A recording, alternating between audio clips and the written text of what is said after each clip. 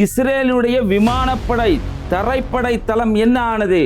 Del அவீவில் இப்படிப்பட்ட ஒரு பள்ளத்தை பார்த்திருக்கவே முடியாது அப்படின்னு மக்கள் பேசிக்கிறாங்க. டெல் அவீவினுடைய ஸ்டாக் எக்ஸ்சேஞ்ச் ஹப் என்ன ஆச்சு? இது மட்டும் இல்லாம டெல் அவீவில் இருந்து வரக்கூடிய வீடியோக்கள் அத்தனையும் வைரலான வீடியோக்களை நம்மள பார்க்க முடியுது. அமெரிக்காவினுடைய K-135 ஸ்டார்டூட் டேங்கர் விமானத்தை சுட்டி வீழ்த்தியதாக IRGC சொல்லுகிறது. பஹ்ரைனில் பயன்படுத்தப்பட்டிருக்கக்கூடிய சாயித் 136 ட்ரோன் என்ன நிலை? முஜிதபா சிதைக்கப்பட்டாரா? அவருக்கு அப்படி என்னதான் ஆச்சு? இப்படி பலதரப்பட்ட தகவலோடு உண்மையான வீடியோக்களோடு பல செய்திகளை தான் இந்த பதிவில் நம்ம பார்க்க இருக்கிறோம். அதுல மிக மிக முக்கியமானது என்னன்னு சொன்னா இஸ்ரேலுடைய பீர் ஷோபா. இது ரொம்ப ரொம்ப முக்கியமான இடங்களை ஒண்ணுங்க. இந்த அட்டூழியக்கார இஸ்ரேலுடைய விமானப்படை தளம் இங்கதான் இருக்குது. இந்த தரைப்படை தளம் தாங்க எவ்வளவு முக்கியமானதுன்னா நம்ம சேனல்ல காட்டியிருப்போம். நம்ம ஒருத்தர் தேம்பி தேம்பி அழுதானா இல்லையா? இஸ்ரேலிய வீரன், ஐயோ எங்களை போருக்கு கூப்பிட்டாங்க, தேம்பி தேம்பி அழுதாங்க இல்ல. இந்த விமானப்படையும் தரைப்படை தளம் உள்ள இடம் தான் பீர் ஷோபா. இந்த பீர் ஷோபால இன்னைக்கு ஈரானுடைய மிசைல்ஸ், அதாவது கஹபர் ஷகான் என்று சொல்லப்படக்கூடிய 1 டன் எடை உள்ள மிசில்ஸ், அது மட்டும் இல்லாமல் கோரம் ஷோகர் 4 ஃபத்தா ஹைபர்சோனிக் போன்ற மிசில்ஸ் எல்லாம் வச்சு இன்னைக்கு மிகப்பெரிய அளவுக்கு ஒரு அட்டாக் நடந்திருக்கு. எல்லா வீடியோ காட்சிகளாக இன்னைக்கு வந்திருக்கு. ஒவ்வொரு வீடியோக்களையும் இந்த இஸ்ரேல்காரன் பதிவு செய்யக்கூடாது அப்படின்னு சொல்லியிருக்கக்கூடிய நேரத்தில் கூட கார்ல போய்கிட்டே இந்த வீடியோ எடுத்து போடுறாங்க. பாருங்க எங்க நாட்டில் எப்படி அடி விழுந்திருக்கு அப்படிங்கிற தகவலை அவங்க பதிவு செஞ்சுக்கிட்டு இருக்கிறாங்க. இதை நம்மளால இன்னைக்கு பார்க்க முடியுது. டெல் அவீவில் நீங்க பார்க்குற பள்ளம், இந்த பள்ளம் எவ்வளோ பெரிய பள்ளம் பாருங்க. இதே சமயத்தில் இந்த பள்ளத்தை பார்க்குறப்ப நம்ம கஸ்ஸா மக்களுடைய நினைப்பு தான் வருது. கிட்டத்தட்ட இவங்க தம்புடு பாம்னு ஒரு பாம் போட்டாங்கல்ல, அந்த பாம் கிட்டத்தட்ட 135 மீட்டர் உள்ள போகக்கூடிய அளவுக்கு இருக்கக்கூடிய பாமை போட்டு அப்பாவி மக்களை கொண்ட இந்த அயோக்கியர்களுக்கு இன்னைக்கு தகுந்த பதிலடிய ஈரான் கொடுத்திருக்கதா இன்னைக்கு மக்கள் சொல்லிக்கிறாங்க. இந்த பகுதி எங்கெல்லாம் தாக்குதல் நடக்கப்பட்டிருக்குன்னு சொன்னா, அதாவது நெத்தனியா விரும்புற அந்த தலைநகரம் டெல் அவீவ், கலிலியா, ரொம்ப முக்கியமான இடங்கள்ல கலிலியா, ஹைஃபா போன்ற பகுதிகள்லாம் இப்படிப்பட்ட தாக்குதல் நடத்திருக்கு. இந்த தாக்குதலுக்கு மத்தியில் தான் என்ன சொல்றாங்கன்னா, வீடியோக்களை காட்டாதீங்க அப்படின்னு சொல்லிக்கிட்டு இருக்க நிலையில தான் இன்னைக்கு பல வீடியோக்களை அங்க இருக்க மக்களே நம்மளுக்கு அனுப்பி வைக்கிற மாதிரி இருக்குது. அப்படி பல வீடியோக்கள் வந்திருக்கு. அந்த வீடியோக்குள்ள இன்னொரு வீடியோ பாருங்க. ஒரு மொட்டை மாடி அப்படியே ஃபுல்லா எரிஞ்சுக்கிட்டு இருக்குது. இந்த வீடியோவும் இன்னைக்கு வந்திருக்குது. அது இல்லாம இன்னும் பல வீடியோக்கள், அங்க தாக்குதல் நடத்தப்பட்ட பல இடங்கள் இன்னைக்கு காட்சிகளாக அங்கிருந்து வந்து கொண்டே இருக்குது. மிகப்பெரிய அளவுக்கு இன்னைக்கு டெல் அவீவ்ல அடி விழுந்திருக்குங்கிற செய்தி மட்டும் யாராலே மறுக்க முடியாது, இஸ்ரேலை தவிர.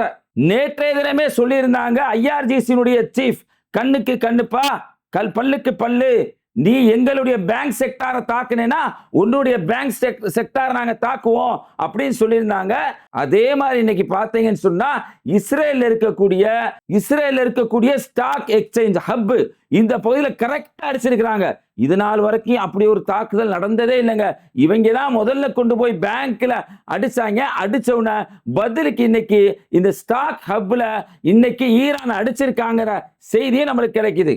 இதுக்கிடையில IRGC சொல்லக்கூடிய இன்னொரு தகவல் என்னன்னு சொன்னா, அமெரிக்காவுடைய K-135 ஸ்டார்டூட் டேங்கர் அப்படின்னு சொல்ற ஒரு விமானம். இந்த விமானத்தினுடைய வேலை என்னன்னா, விமானத்தை மேல பறந்துகிட்டே இருக்கிறப்ப வேற விமானங்களுக்கெல்லாம் இந்த ஃபியூல் நிரப்பி கொடுக்கும் இந்த விமானம். இந்த விமானத்தை இன்னைக்கு IRGC சொல்றாங்க, இதை நாங்க அடிச்சிட்டோம், இதுல கிட்டத்தட்ட 6 பேர் இறந்து போயிட்டாங்க அப்படிங்கிற தகவல் IRGC சொல்றாங்க. மற்ற நியூஸ் சேனல்ஸ்லாம் என்ன சொல்றாங்கன்னா, இல்ல இது ஒரு விபத்து அப்படிங்கிற செய்தியை சொல்லி இருக்கிறாங்க. எதுவாக இருந்தாலும் நம்ம இதை எப்படி பார்க்கிறோம்னு சொன்னா, எந்த ஒரு நிகழ்வாக இருந்தாலும் இறைவனால் முன்பதிவு செய்யாமல் இருக்கப்படுவதில்லை என்பது திருமறை குர்ஆன் வசனங்க. இவனுடைய அழிச்சாட்டியும் இவனுடைய அட்டூழியத்துக்கு இறைவனே கொடுத்த ஒரு தண்டனை மாதிரி, இறைவனே ஏற்படுத்தின ஒரு நாசம் மாதிரி இந்த K-135 விமானம் இன்னைக்கு விபத்துக்கு உள்ளா இருக்கிறது. பலருக்கு இவன் செஞ்ச அநியாயத்துக்கு கிடைச்ச தண்டனை மாதிரி பல மக்கள் இன்னைக்கு இதை பேசிக்கிறாங்க. பென்டகனுடைய தலைவராக இருக்கக்கூடிய ஹெக்ஸத் இன்னைக்கு என்ன சொல்றான்னு சொன்னா, முஜிதபா சிதைந்து போயிட்டாரு, அவர் சிதைஞ்சிட்டாருப்பா, அதனாலதான் லைவ்ல பேட்டி கொடுக்காம அவர் ஒரு ஆர்டிக்கலா பேட்டி கொடுக்கிறாரு அப்படிங்கிற தகவலை எக்ஸட் சொல்றான். அப்ப இந்த சமயத்துல தான் மக்கள் என்ன சொல்றாங்கன்னா, ஆயத்துல்லா அல் கமேனி அவர்கள் கொல்லப்பட்டப்ப ஆயத்துல்லா அல் கமேனியை போய் முஜ்தபா பார்த்துட்டு வந்து தான் இந்த அறிக்கையை கொடுத்தாங்க, நீ சொல்ற மாதிரி சிதைக்கிற மாதிரியான ஒரு விஷயம் கிடையாது அப்படிங்கிற தகவலை சொல்றாங்க. சொல்றதுக்கு மத்தியில ஐஆர்ஜிசியுடைய சீஃப் பல பேர் கேள்வி கேட்கிறாங்க, முஜ்தபா எங்களோட தான்ப்பா இருக்கிறாரு, உங்க ட்ரம்ப் எங்க இருக்கிறாரு, எப்ஸ்டீனுடைய லேண்ட்ல இருக்கிறாரா அப்படின்னு இன்னைக்கு அற்புதமான ஒரு கேள்வியை கேட்டிருக்கிறாங்க. ஏன்னா அப்படி கேவலப்பட்டுக்கிட்டு இருக்காங்க. ட்ரம்பினுடைய ஒரு சிலை இன்னைக்கு மால்ல செஞ்சு வச்சிருக்கிறாங்க. எப்படின்னு சொன்னா, டைட்டானிக் பட ஹீரோவும் ஹீரோயினும் போற ஒரு காட்சியை வச்சு அதே மாதிரி எப்ஸ்டீன் முன்னாடி பின்னாடி நம்மால் தான் ஹீரோ, ரெண்டு பேரும் ஒன்னா இருக்க மாதிரி ஒரு சிலையை செஞ்சு வச்சு ஒரு மால்குள்ள அந்த அளவுக்கு இன்னைக்கு மக்கள் உன்னை கேவலப்படுத்திக்கிட்டு இருக்காங்க. முஜ்தபா எங்களோட தான் இருக்கிறாரு, ட்ரம்ப் எங்க இருக்காருன்னு பாரு, எப்ஸ்டீனோட இருக்கிறாரா பாருப்பா அப்படின்னு சொல்லி ஐஆர்ஜிசியினுடைய தலைமை கழகத்தில் இருக்கக்கூடியவங்க எல்லாம் ஒரு அறிக்கை இன்னைக்கு விட்டு இருக்கிறாங்க. இப்படியான அறிவிப்புகள்லாம் வந்தா என்ன பண்ணுவான், அவனுடைய வெறியாட்டத்தை ஆடி தீக்கணும். இதுதான் அவனுடைய எண்ணமே. இன்னைக்கு பார்த்தீங்கன்னு சொன்னா ஈரான் ஃபுல்லா குட்ஸ் டே அப்படின்னு ஒரு டே ஃபாலோ பண்றாங்க. இது ரமலான் மாதத்தினுடைய கடைசி வெள்ளிக்கிழமையில வரும் அப்படிங்கிற ஏற்பாட்டை 1979 ரூஹல்லா கொமானி இந்த விஷயத்தை உருவாக்குறாங்க. எதுக்காகன்னு சொன்னா 3 விஷயத்துக்காக அவங்க உருவாக்குறாங்க. முதல் விஷயம், ஜெருசலத்தை நாங்க ஞாபகப்படுத்துறோம், ஜெருசலத்தில் உள்ள மஸ்ஜிதுல் அக்ஸாவை நாங்க ஞாபகப்படுத்துறோம், பாலஸ்தீன மக்களுடைய உரிமைக்காக ஞாபகப்படுத்துறோம், அதே மாதிரி உலக மக்களுடைய ஒற்றுமைக்காக நாங்க ஞாபகப்படுத்துறோம் சொல்லி இதை அவங்க 1979 உருவாக்குறாங்க. இப்ப ரமலானுடைய கடைசி வெள்ளி வந்த உடனே எப்படியான சூழ்நிலைன்னு பாருங்க. ஈரான்ல கடுமையான தாக்குதலுக்கு உள்ளாகிட்டு இருக்க இந்த சூழ்நிலையில ஈரானுடைய மக்கள் வெளியில தன்னெழுச்சியா போராடுறாங்க. அதுலயும் குறிப்பா மசூத் பொசக்சியான் வந்து பைக்ல போறாரு, அலி லார்ஜினி அவர் வர்றாரு, அவர் தெருவில் ரொம்ப சர்வசாதாரணமா நடந்து போயிட்டு இருக்கிறாரு. இப்படியான நிகழ்வு அங்க நடக்கிறத பார்த்த உடனே இந்த அயோக்கிய பயலுக்கு பிடிக்கல. என்ன பண்றாங்கன்னா, அந்த ரேலியில பல இடங்கள் நடக்குது. அதாவது ஈரானுடைய எல்லா தலைநகரங்களும் இது நடக்குது. பாலஸ்தீன மக்களுக்கான குரல் கொடுப்போன்னு உடனே போய் அங்க குண்டு போடுறான். குண்டு போட்ட உடனே இன்னைக்கு ஒரு பெண்மணி இறந்திருக்கிறாங்க. அவங்க காயப்பட்டு அவங்களுடைய ரத்தம் எல்லாம் ஈரானுடைய அந்த பிளாக்ல கொடியில ஃபுல்லா அந்த ரத்தம் இருக்கிற காட்சி எடுத்து ஒரு நபர் இன்னைக்கு காட்டிக்கிட்டு இருக்கக்கூடிய ஒரு நிகழ்வு நடந்திருக்குங்க. இந்த குட்ஸ் டேவை உலகம் முழுவதும் மக்கள் அனுசரிச்சாங்க. குறிப்பா காஷ்மீர்ல இருக்கக்கூடிய சிறுவர்கள், பெண்கள் இவர்கள்லாம் சேர்ந்து அந்த மினாபா ஸ்கூல்ல பாதிக்கப்பட்ட இறந்த 170 குழந்தைகளை நினைவுபடுத்தி இந்த குட்ஸ் டேவை காஷ்மீர்லையும் இன்னைக்கு அதை நினைவுபடுத்தி, அதே சமயம் அமெரிக்காவுடைய தாக்குதலை கண்டிச்சு பல ஆர்ப்பாட்டங்கள் நடக்குது. அதுல பலருடைய உருவ சிலைகள் மாதிரி இருக்கக்கூடியதெல்லாம் எரிச்சு மக்கள் தங்களுடைய எதிர்ப்புகளை தெரிவிச்சுக்கிட்டு இருக்காங்க அப்படிங்கிறத நம்ம நியூஸா பார்க்க முடியுது. இதெல்லாம் செஞ்ச உடனே மக்களை எவ்வளவு வெறுப்பேற்றுறதுக்காக இன்னைக்கு இஸ்ரேல் என்ன பண்றான்னா, மேற்கு கரையில, அதே மேற்கு கரையில வெஸ்ட் பேங்க்ல அவனுடைய ஆட்கள், குடியேற்ற வாசிகள் என்று வச்சிருக்கானா இல்லையா, அந்த ஆட்களை அனுப்பி பள்ளிவாசல்ல காலையில தொழுது கொண்டிருக்க சமயத்துல பள்ளிவாசல்ல எரிச்சு விடுறாங்க. எரிச்சு விட்டு வெளியில ஹிப்ரு மொழியில தகாத வார்த்தையில எழுதுறாங்க.